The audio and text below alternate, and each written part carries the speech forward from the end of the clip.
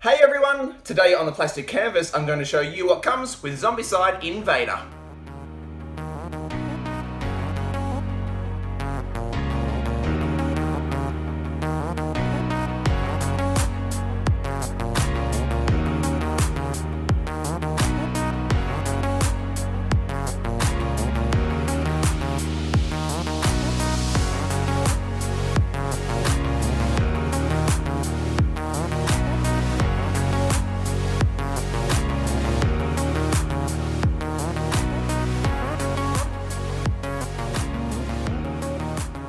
Hey everyone, Matt here from the Plastic Canvas and welcome to the first episode in this Zombicide Invader series. Today I'm going to show you what comes in the box so that you get an idea of what comes with the game if you pick it up, and especially a bit of a focus on the minis so that you can see what I'm going to be painting in future videos. So let's head down and check out the box art.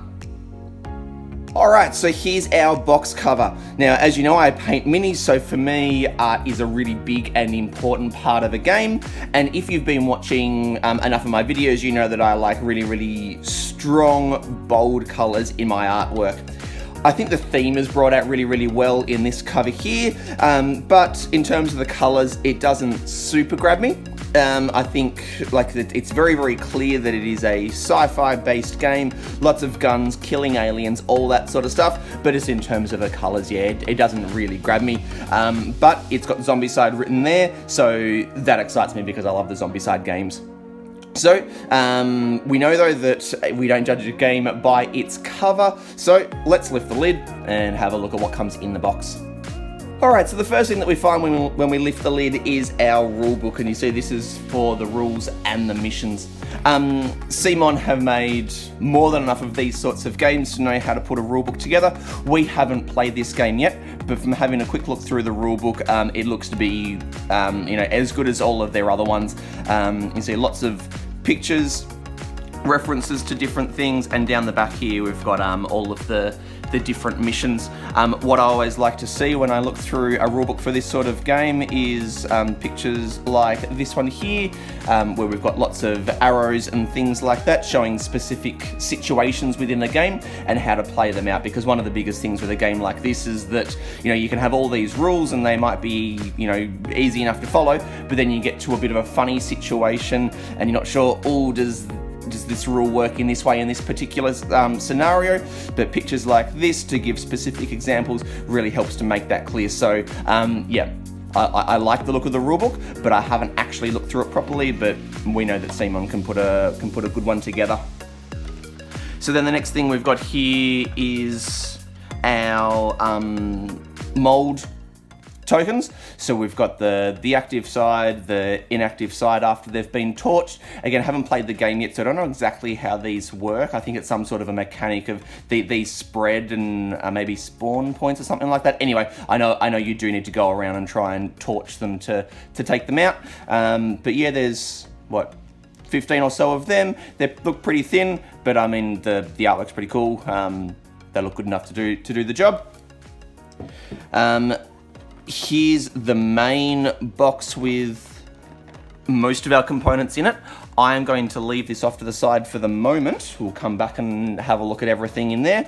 And then we've got all our tiles with our punch outs and the actual tiles that set up. So we might open this up and have a look. We got a spot there. Oh, that was pretty easy.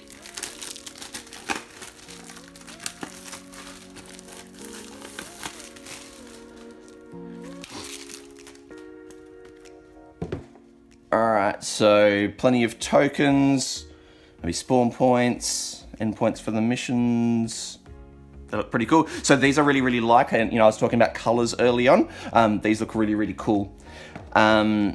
Here's our tiles, usual sort of, looks like 3x3s, double-sided, some outsides, insides. Now again, I really like the artwork on these. The colors are much brighter. I like these lighting effects on there. I always love the detail that goes into these, like in the other Zombicide games and the Arcadia Quest ones.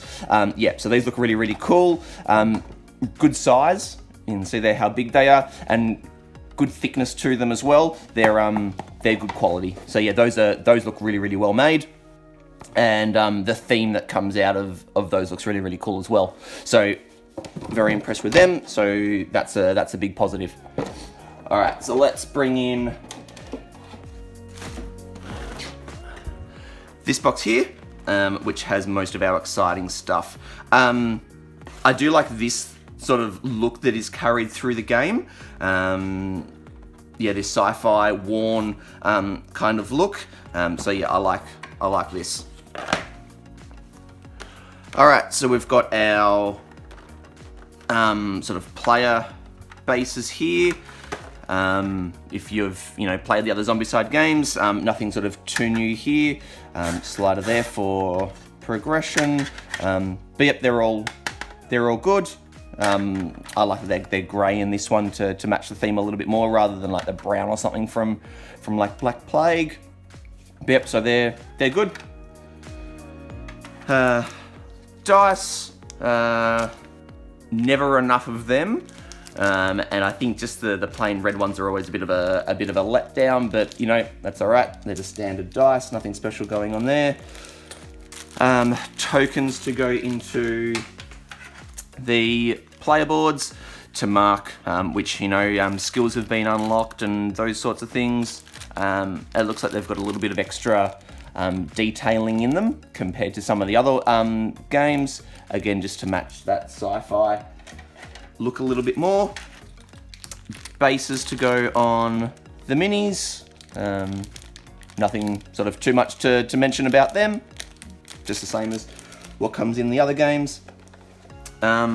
Cards, so we've got our weapons there. I'm assuming so that they'll probably be the ones at that end for all of the spawn cards. There's heaps of them, so that looks pretty cool. So I'm guessing there's lots of different ways that you'd be able to set up your character. Anyway, they look good. Again, the artwork on there looks pretty cool with that background, so they've really pushed that sci-fi look right through the game, which is looking good. And we've now got all of our minis, the best part of our game. So heroes, or playable characters, these all look to just sort of be the level that you expect from CMON. Good detail in there. So what I like about the minis in the CMON games, and having painted like a fair bit of Arcadia Quest Inferno, is that there's enough detail in them that you can do some interesting things with them. You can get some interesting, some cool effects, and there's enough different elements on each mini so that you're not just painting them just one simple color, but they're not daunting. So yeah, there's good scope there to make them look cool, but you're not going to be spending hours and hours and hours on all of them. So that's looks to be our abomination there. Here's, I'm guessing, like sort of the fatties. That looks really cool with all the tentacles. And then what have we got? So I'm guessing a runner. And then a few different sculpts for the walkers. So a couple of different ones there. So yeah, so they look really, really cool. Like I said, so I mean, these ones are a little bit more basic. Like, so the heroes look really cool there. There's a turret to use, and then that guy there. So a good bit of variety in them. So there's, I would say, like these look to be better than like the walkers and the runners and that. But again, there's enough in them that you can do something interesting with the painting, but not so over the top that they're really, really daunting, and it's going to be a massive, massive time investment. So if you wanted to paint them up quickly, you'd be able to. Or if you do want to spend the time and make them look really, really cool, there is enough in them to do that with. And then obviously there's another tray underneath. More fatties, runners, and walkers.